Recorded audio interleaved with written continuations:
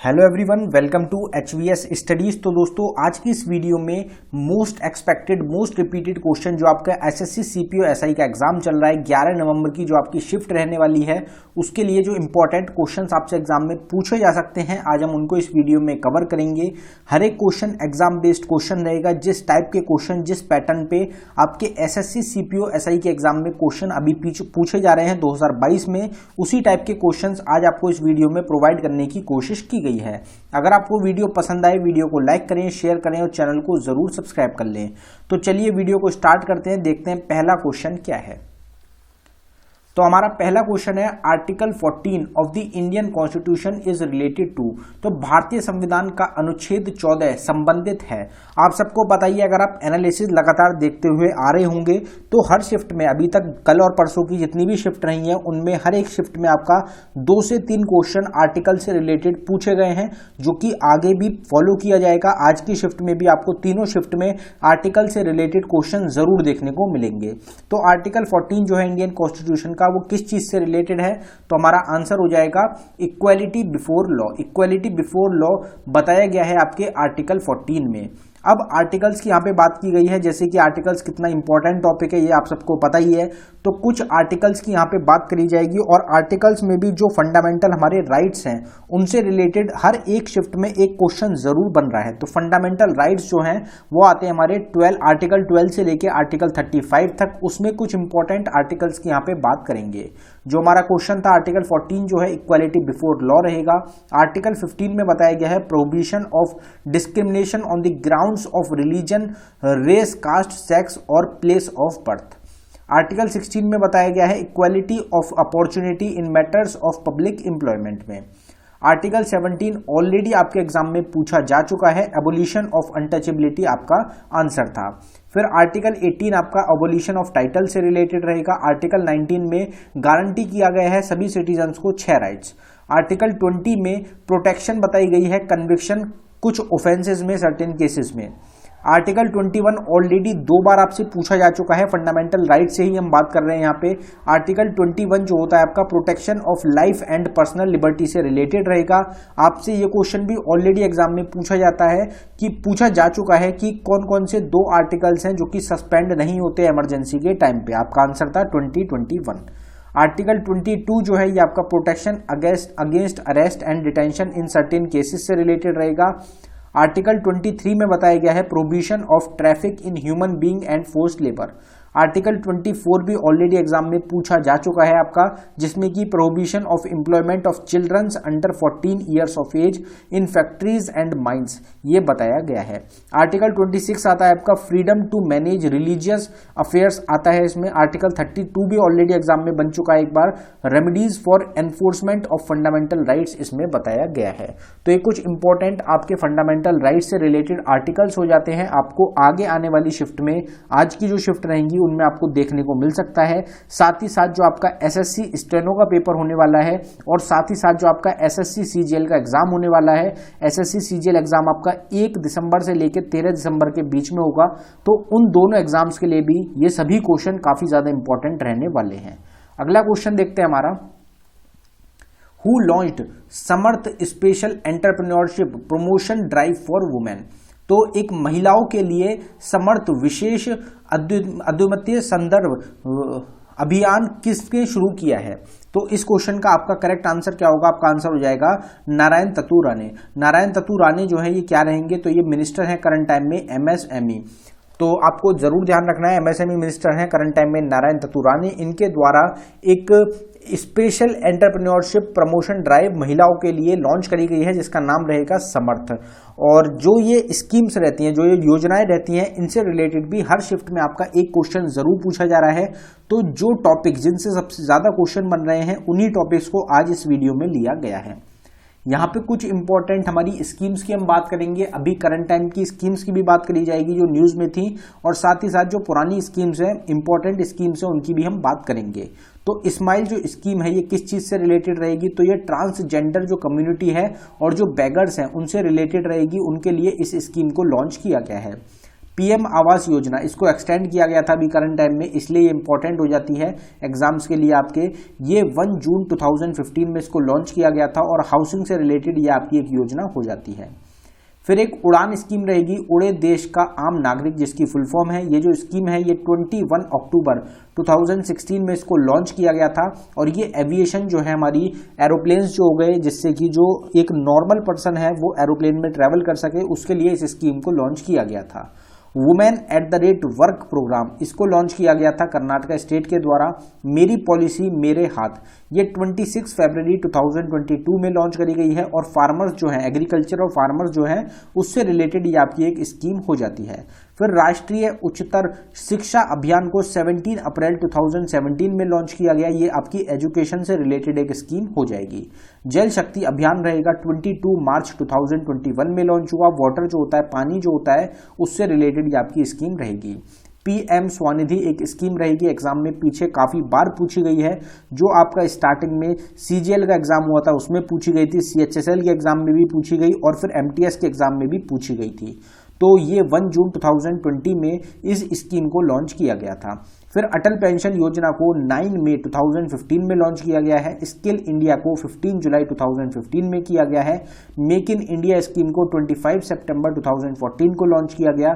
स्वच्छ भारत अभियान को 2 अक्टूबर 2014 में लॉन्च किया गया था। बेटी बचाओ बेटी पढ़ाओ जो स्कीम रहेगी, आपकी योजना रहेगी, उसको लॉन्च किया गया है 22 जनवरी 2015 में। सभी जो स्कीम्स है काफी इंपॉर्टेंट स्कीम्स है, जिनसे आपके एग्जाम्स में डायरेक्ट क्वेश्चंस देखने को मिल सकते हैं। अगला क्वेश्चन देखते हैं हमारा। अगले क्वेश्चन पे बढ़ने से पहले हम आपको बताना चाहते हैं कि करंट अफेयर जो रहेगा आपका जनवरी से लेके अक्टूबर 2020 का, उसके लिए एक सेपरेट ई बुक को हमारे द्वारा लॉन्च किया गया है। हमारी टीम ने बिल्कुल सेलेक्टेड क्वेश्चंस आपको इस ई बुक में प्रोवाइड कराए हैं। जनवरी से लेके अक्टूबर मतलब 10 मंथ का 2020 के जो 10 मंथ रहेंगे स्टार्टिंग के, उसका पूरा करंट अफेयर आपको इसमें कवर करा दिया गया है। 79 रुपीज में आपको प्रोवाइड कराई जा रही है। अगर आप आगे आने वाले एग्जाम में जो 2-3 महीने में आपके एग्जाम होने जा रहे हैं, जैसे एसएससी सीजीएल का एग्जाम है, फिर आपका सीएचएसएल का भी होने वाला है मार्च में, फिर आपका स्टेनो का पेपर है अभी, फिर बीएसएफ के पेपर हैं आपके, तो जितने भी आपके जीडी का पेपर हो जाएगा फिर, तो जितने भी आपके एग्जाम्स हैं आने वाले टाइम में, उनके लिए काफी इंपॉर्टेंट रहेगी, क्योंकि आपको इस वीडियो से, इस ई बुक से जनवरी से अक्टूबर के बीच में करंट अफेयर जरूर देखने को मिलेगा। तो 2600 करंट अफेयर के क्वेश्चन हैं आपको प्रोवाइड कराए जा रहे हैं। जनवरी का अलग करंट अफेयर है, फेब का अलग रहेगा, अक्टूबर का अलग रहेगा। हर मंथ का सेपरेट करंट अफेयर आपको इस ई बुक में प्रोवाइड कराया जा रहा है। ये ई बुक अवेलेबल कराई गई है आपको बाइलिंगुअल लैंग्वेज में, मतलब हिंदी और इंग्लिश दोनों में आपको क्वेश्चंस देखने को मिलेंगे। अगर आप इंटरेस्टेड हो तो लिंक डिस्क्रिप्शन में प्रोवाइड कराया गया है, आप डिस्क्रिप्शन में जाके इसको बाय कर सकते हैं। पेमेंट करने के बाद अगर आपको फाइल डाउनलोड करने में कुछ इशू आता है तो नीचे हमारी जीमेल आईडी है, आप इस पर जरूर मेल करें। अगला क्वेश्चन है हमारा, organisation of agriculture and animal husbandry comes under which article. तो कृषि और पशुपालन का संगठन किस अनुच्छेद के अंतर्गत आता है। अब आप सबको पता ही है कि आर्टिकल कितना इंपॉर्टेंट टॉपिक है। एक क्वेश्चन तो नहीं पूछा जा रहा आपसे आर्टिकल डेली, तो इसलिए हमने आर्टिकल के क्वेश्चंस भी ज्यादा डाले हैं, क्योंकि आर्टिकल जो है वो करीब करीब 3 क्वेश्चन हर एक शिफ्ट में एवरेज देखा गया है। तो ये जो आपका क्वेश्चन रहेगा ये कौन से आर्टिकल में आता है, तो हमारा आंसर हो जाएगा आर्टिकल 48। आर्टिकल 48 में बताया गया है organisation of agriculture and animal husbandry के बारे में। ये टॉपिक रहेगा आर्टिकल, इसकी एक सेपरेट वीडियो, बिल्कुल डेडिकेटेड वीडियो है, जिसमें सारे इंपॉर्टेंट जो आर्टिकल्स हैं उनको कवर किया गया है। आप नीचे देख सकते हैं टॉपिक रिलेटेड वीडियोस के लिए सेपरेट हमारा चैनल है HVS Studies 2.0, जिसका लिंक डिस्क्रिप्शन में है। आप इसको जरूर सब्सक्राइब कर लें चैनल को, इस पे आपको हर एक टॉपिक की वीडियो मिलेगी, आप वीडियो इस पे जाके देख सकते हैं।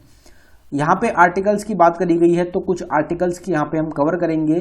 जैसे आर्टिकल 47 जो है, ये duty of the state to raise the level of nutrition and the standard of living and to improve public health, ये बताया गया है 47 में। 49 में बताया गया है protection of monuments, places, objects और ऑफ नेचुरल इंपॉर्टेंस। आर्टिकल 50 हमारा रिलेटेड हो जाता है separation of judiciary from the executive. Article 51 में बताया गया promotion of international peace and security के बारे में।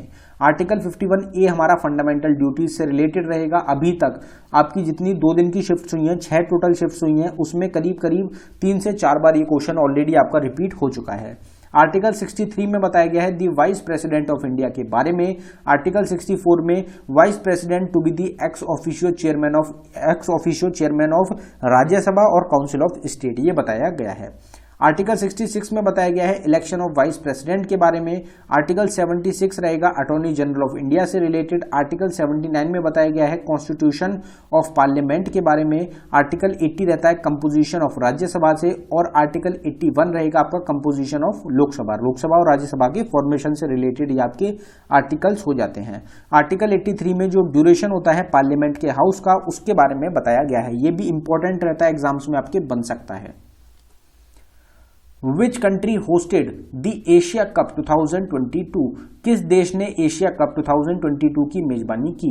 तो जैसे कि आप सबको पता ही है, अगर आप एनालिसिस को अच्छी तरीके से फॉलो कर रहे होंगे, क्रिकेट से रिलेटेड जो आपका महिलाओं का अभी टूर्नामेंट हुआ था वो हो गया, बाकी जो वर्ल्ड कप हुआ था पुरुषों का महिलाओं का, उससे रिलेटेड क्वेश्चन काफी देखने को मिले हैं आपके एग्जाम्स में। इसलिए क्रिकेट से रिलेटेड एशिया कप जो है ये भी एक इंपॉर्टेंट रहेगा। ये भी अभी हाल ही में हुआ था, इसलिए आपको एग्जाम में मिल सकता है। तो एशिया कप जो है 2022 का, ये किसने होस्ट किया? तो हमारा आंसर हो जाएगा United Arab Emirates. United Arab Emirates जो कंट्री रहेगी, यहाँ पे होस्ट किया गया, ऑर्गेनाइज किया गया आपका एशिया कप 2022 को। एशिया कप को डिटेल में कवर करेंगे। एशिया कप किसके द्वारा जीता गया 2022 का? तो श्रीलंका के द्वारा जीता गया है, जो कि इनका छठा टाइटल है। रनर अप कंट्री रही है आपकी पाकिस्तान।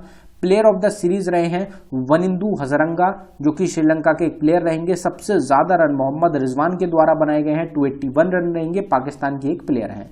सबसे ज्यादा जो विकेट्स हैं वो भुवनेश्वर कुमार के द्वारा लिए गए हैं, 11 विकेट्स इन्होंने टोटल लिए हैं। इंडिया के एक प्लेयर हैं, बॉलर रहेंगे। सबसे ज्यादा जो टाइटल जीते गए हैं एशिया कप के, वो अभी तक इंडिया के द्वारा जीते गए हैं। इंडिया 7 बार एशिया कप को जीत चुका है। 2018 में किस कंट्री ने होस्ट किया था? तो यूनाइटेड अरब एमिरेट्स में होस्ट किया गया था। 2023 में होस्ट कौन करेगा? तो वो पाकिस्तान, अभी जो करंट टाइम में जो होस्ट है वो आपका पाकिस्तान है 2023 का। ये आपको ध्यान रखना है। अगर आप न्यूज से रिलेटेड सेपरेट वीडियो चाहते हैं तो हमारा दूसरा चैनल है HVS न्यूज। इस पे आपको इंटरनेशनल न्यूज हो गई, नेशनल न्यूज हो गई, डिफेंस से रिलेटेड न्यूज हो गई, ये सब आपको इस पे मिलती है। लिंक डिस्क्रिप्शन में आपको प्रोवाइड कराया गया है। अगला क्वेश्चन है हमारा, who among the following Rajput ruler defeated Mohammad Ghori in first battle of Tarain in 1191 AD? तो निम्नलिखित में से किस राजपूत शासक ने 1119 ED में तराइन के प्रथम युद्ध में मोहम्मद गौरी को हराया था? तो इसका आंसर तो आप सबको पता ही होगा। 2 बैटल हुई थी, फर्स्ट बैटल ऑफ तराइन और सेकंड बैटल ऑफ तराइन, और दोनों ही एक साल के गैप में हुई थी। ये 1191 में हुई थी, और जो दूसरी हुई थी वो 1192 में हुई थी। पहले में जो फैसला हुआ था, जो जीता था, वही दूसरे में पलट गया था। तो जो पहले में जो जीता गया था वो जीता गया था पृथ्वीराज चौहान के द्वारा, और दूसरे में किसने जीत लिया था? दूसरे में मोहम्मद गौरी के द्वारा इसको जीता गया था। यहाँ पे जो बात करी गई है हमारी बैटल से रिलेटेड करी गई है। आप सबको पता होगा बैटल से रिलेटेड क्वेश्चन आपके अभी तक जो एनालिसिस के क्वेश्चंस हैं उसमें भी देखने को मिले हैं। जैसे बैटल्स हो गए और जो फॉर्मेशंस हो गई, डायनेस्टीज की फॉर्मेशन हो गई, डायनेस्टीज से रिलेटेड क्वेश्चन पूछे जा रहे हैं आपके हिस्ट्री से। तो इसलिए हमने यहाँ पे बैटल के टॉपिक को कवर किया है। कुछ इंपॉर्टेंट बैटल्स की यहाँ पे बात करी जाएगी। जो पहली बैटल थी, जो हमारा क्वेश्चन था 1191 में लड़ी गई थी पृथ्वीराज चौहान ने, जिसमें हरा दिया था मोहम्मद गौरी को। सेकंड बैटल जो थी तराइन की 1192 में लड़ी गई थी, इसमें मोहम्मद गौरी ने पृथ्वीराज चौहान को हरा दिया था। जो पहली बैटल हुई थी पानीपत की, वो 1526 में लड़ी गई थी। इसमें बाबर के द्वारा इब्राहिम लोदी को हरा दिया गया था, और मौर्यन जो एम्पायर है, जो मुगल एम्पायर है, उसकी नींव रखी गई थी। मौर्यन नहीं रहेगा, मुगल रहेगा। मुगल एम्पायर जो था उसकी नींव रखी गई थी बाबर के द्वारा 1526 में। फिर बैटल ऑफ खनवा 1527 में लड़ी गई थी। इसमें बाबर ने राणा संगा को हरा दिया था। बैटल ऑफ घाघरा को 1529 में लड़ा गया, जिसमें बाबर ने मोहम्मद लोधी और सुल्तान नुसरत शाह को हरा दिया था। बैटल ऑफ चौसा 1539 में लड़ी गई, शेरशाह सूरी ने हुमायूं को हरा दिया था। बैटल ऑफ कन्नौज लड़ी गई 1540 में, 1 साल बाद, जिसमें शेरशाह सूरी के द्वारा हुमायूं को दोबारा हरा दिया गया। फिर आपकी सेकंड बैटल ऑफ पानीपत आती है 1556 में, ये लड़ी गई थी, जिसमें अकबर ने हिंदू किंग थे हेमू, उनको हरा दिया था। बैटल ऑफ तलीकोटा इंपॉर्टेंट रहती है, एग्जाम में पूछी जाती है, काफी ज्यादा इंपॉर्टेंट है, 1565 में लड़ी गई थी। इसमें डेक्कन सुल्तान के द्वारा विजयनगर जो एम्पायर है उनको हरा दिया गया था। बैटल ऑफ हल्दीघाटी 1576 में लड़ी गई, जिसका कोई भी डिसीजन नहीं निकला था। मुगल एम्पायर की तरफ से राजा मान सिंह थे और दूसरी तरफ से राणा प्रताप जो थे मेवाड़ के, इनके बीच में इस बैटल को लड़ा गया था। बैटल ऑफ प्लासी 1757 में लड़ी गई थी, जिसमें ब्रिटिशर्स और मीर कासिम ने मिलकर हराया था सिराजुद्दौला को। फिर आपकी थर्ड बैटल ऑफ पानीपत आती है। टोटल 3 बैटल लड़ी गई हैं पानीपत की।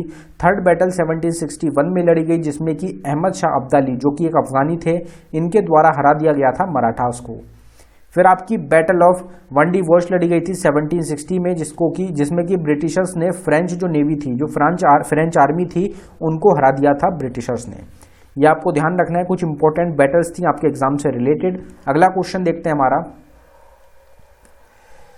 अगला क्वेश्चन हमारा क्या रहेगा, तो यहाँ पे अगला जो क्वेश्चन है हमारा वो जो बुक्स एंड ऑथर रहेगा उससे रिलेटेड हो जाएगा। Who is the author of the book pathway to God. तो पाथवे टू गॉड जो पुस्तक है, इसके लेखक कौन है, ये बुक किसके द्वारा लिखी गई है, तो हमारा आंसर हो जाएगा महात्मा गांधी। महात्मा गांधी के द्वारा इस बुक को लिखा गया है। काफी एक इंपॉर्टेंट बुक रहती है आपके एग्जाम्स के लिए। जो एसएससी सीजीएल का एग्जाम होता है उसमें काफी ज्यादा रिपीट होते हैं ये क्वेश्चन, और बुक्स एंड ऑथर जो है ये भी आपका काफी ज्यादा इंपॉर्टेंट एक टॉपिक रहा है आपके अभी जो प्रेजेंट टाइम में एसएससी सीपीओ का एग्जाम चल रहा है उसके लिए। तो एसएससी के जितने भी एग्जाम्स होते हैं उसमें बुक्स एंड ऑथर जो है, इससे आपको जरूर हर शिफ्ट में एक क्वेश्चन देखने को मिलता है। तो कुछ इंपॉर्टेंट बुक्स की बात करेंगे जो हमारे फ्रीडम फाइटर्स थे, उनसे रिलेटेड सारी बुक रहेंगी आपकी, क्योंकि एग्जाम में बन सकते हैं। तो महात्मा गांधी की बुक है Hind Swaraj, my experiments with truth और की टू हेल्थ, और एक थी पाथवे टू गॉड। फिर मौलाना अबुल कलाम आज़ाद के द्वारा इंडिया विंस फ्रीडम और गुबार ए खातिर बुक को लिखा गया है। मनमोहन सिंह की एक बुक रहेगी चेंजिंग इंडिया। जवाहरलाल नेहरू जो कि भारत के पहले क्या थे, प्रधानमंत्री, और जो प्लानिंग कमीशन थी उसके पहले चेयरमैन। डिस्कवरी ऑफ इंडिया और ग्लिम्सेस ऑफ वर्ल्ड हिस्ट्री, इनके द्वारा बुक को लिखा गया है। प्रणब मुखर्जी के द्वारा चैलेंजेस बिफोर द नेशन और saga struggle and sacrifice book को लिखा गया है। फिर आपकी सरोजनी नायडू के द्वारा गोल्डन थ्रेशोल्ड और द ब्रोकन विंग्स और द सॉन्ग्स, यहाँ पे सॉन्ग्स होगा, सॉन्ग्स ऑफ लाइफ बुक को लिखा गया है।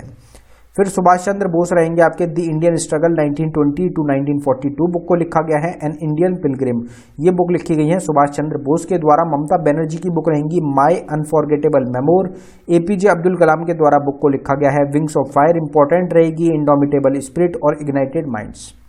दादा भाई नरोजी रहेंगे, जिनको कि grand old man of India भी बोला जाता है। इनके द्वारा poverty and un British rule in India book को लिखा गया है। वीडी सावरकर की बुक रहेगी the Indian war of independence 1857। Rajendra Prasad जो कि भारत के पहले प्रेसिडेंट थे, इनके द्वारा लिखा गया है इंडिया डिवाइडेड। फिर बाल गंगाधर तिलक की बात करी जाए, गीता रहस्य, और आपकी एक रहेगी द आर्कटिक होम इन दी वेदास। ये दोनों बुक लिखी गई हैं बाल गंगाधर तिलक के द्वारा। सभी मोस्ट इंपॉर्टेंट बुक्स हैं, और ये जो बुक्स रहेंगी इसी तरीके की आपको एक सेपरेट वीडियो मिलेगी हमारे चैनल पे, जिसमें जो सारी बुक्स हैं आपको डालना है मॉडर्न हिस्ट्री रिलेटेड बुक्स, और उस पर आपको चैनल से रिलेटेड हमारी बुक्स एंड ऑथर की एक सेपरेट वीडियो मिल जाएगी। आप प्लेलिस्ट जो है हमारी ऑल स्टैटिक जीके टॉपिक वाली, जिसमें 200 से ज़्यादा टॉपिक्स कवर करे गए हैं, आप डिस्क्रिप्शन में जाके उस प्लेलिस्ट को ओपन कर सकते हैं। उसमें आपको सारे टॉपिक्स मिल जाएंगे, आप किसी भी टॉपिक के ऊपर उसमें वीडियो देख सकते हैं। अगर आपने अभी तक चैनल को सब्सक्राइब नहीं किया है तो चैनल को जरूर सब्सक्राइब कर दें, वीडियो को लाइक कर दें। अगर आपने ई बुक्स बाय नहीं की हैं तो ई बुक्स का लिंक डिस्क्रिप्शन में प्रोवाइड कराया गया है, आप ई बुक्स को जरूर बाय करें, 100% आपको एग्जाम्स में मदद मिलेगी। धन्यवाद दोस्तों।